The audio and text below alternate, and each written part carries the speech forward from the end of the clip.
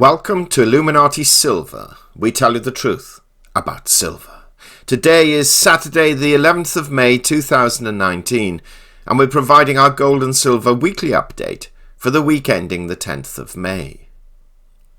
Gold rose $9 last week from $1,277 to $1,286, having hit a high of $1,291 and a low of $1,276. In sterling terms, gold finished the week at £989, that's up £12, and in euros it closed at €1,144, that's up €5. Silver, however, fell 16 cents, from $14.94 to $14.78, having hit a high of $14.98 and a low of $14.71. In sterling terms, it closed at £11.37, that's down 6 pence. And in euros it closed at €13.16, that's down 0.18 euros. The gold to silver ratio rose from 85.4 to 1 to 87 to 1. The Dow Jones closed on Friday at 25,942, up 114 points on the day, but down 562 points on the week. And the NASDAQ closed at 7,916, up 6 points on the day, but down 248 points on the week. And the S&P 500 closed at 2,881, up 10 points on the day, but down 64 points on the week. Brent crude fell 23 cents, from $70.85 to $70.62, and US light crude fell 28 cents, from $61.94 to $61.66.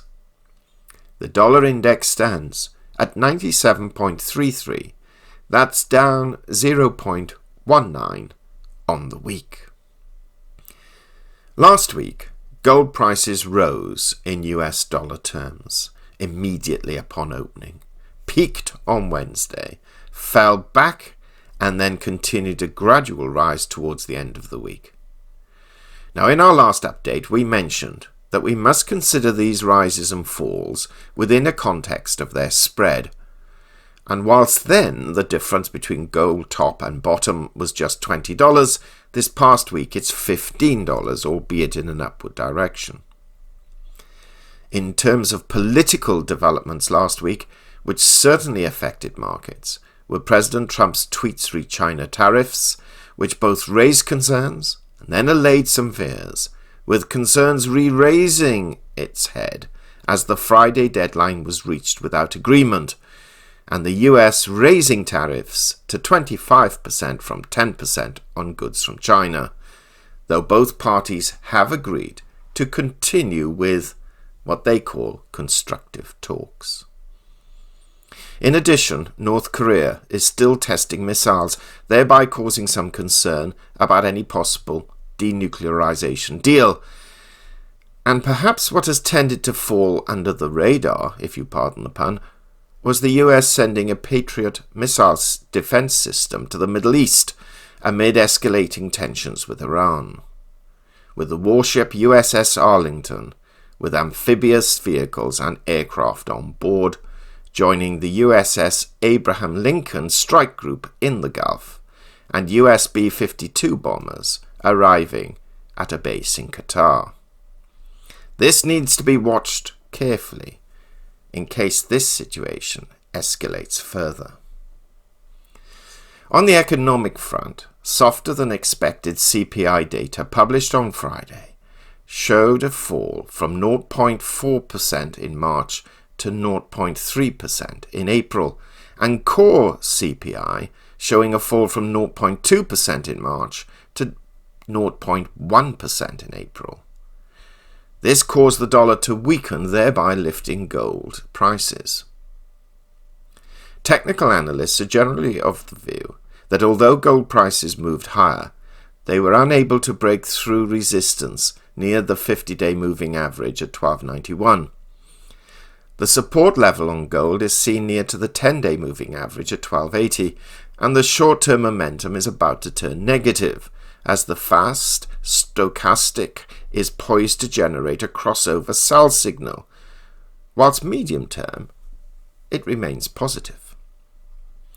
As we mentioned last week, gold is seen to be in a consolidation phase at present, mainly affected by US dollar values, but we suspect geopolitical issues will soon have an effect. Of course, if the China dispute is resolved, this is likely to be bearish for gold short term and positive for equity markets. And equally, if China retaliates and the dispute worsens, the opposite will occur. In our previous weekly update, we stated, quote, "We're finding it very difficult to be positive about silver at the moment in terms of price appreciation," unquote.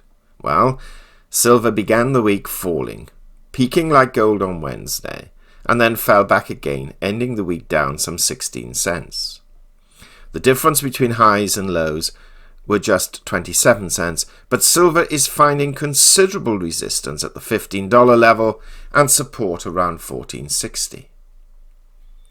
Again, like gold, dollar values are significant, and of course if China and the US fail to come to some arrangement in its trade dispute, we see silver prices suffering more than gold.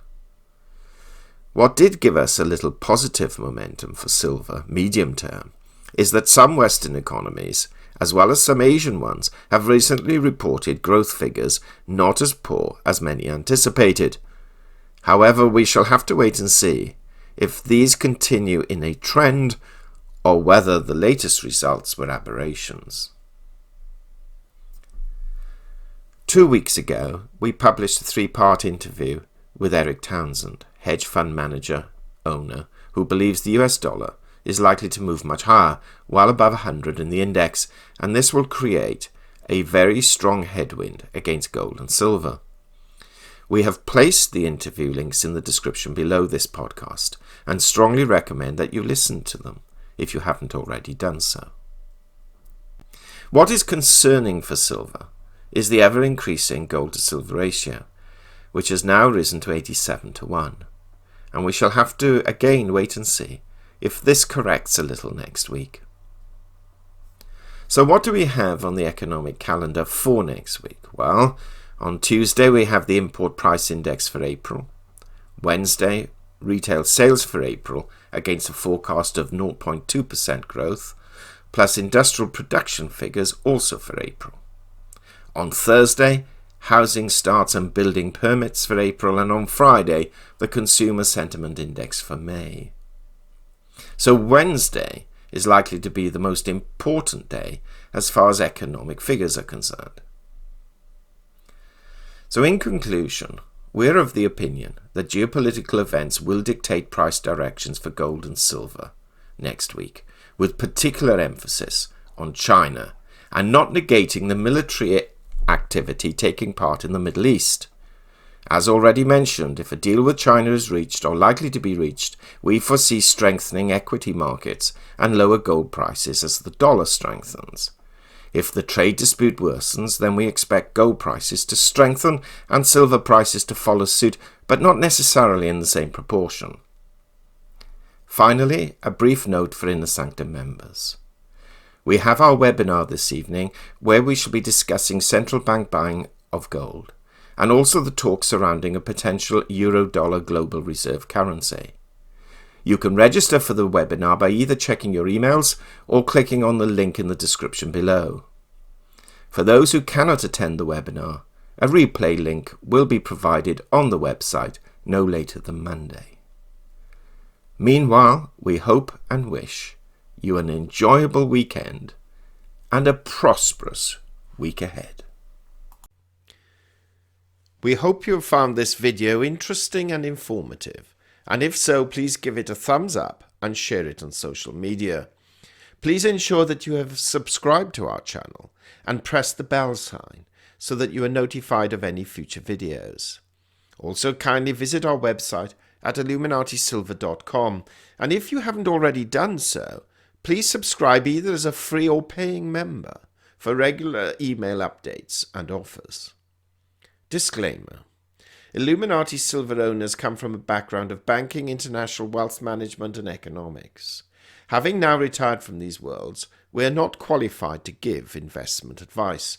Therefore, this and other productions must not be deemed to be giving such advice, and merely represent the personal views of its owners.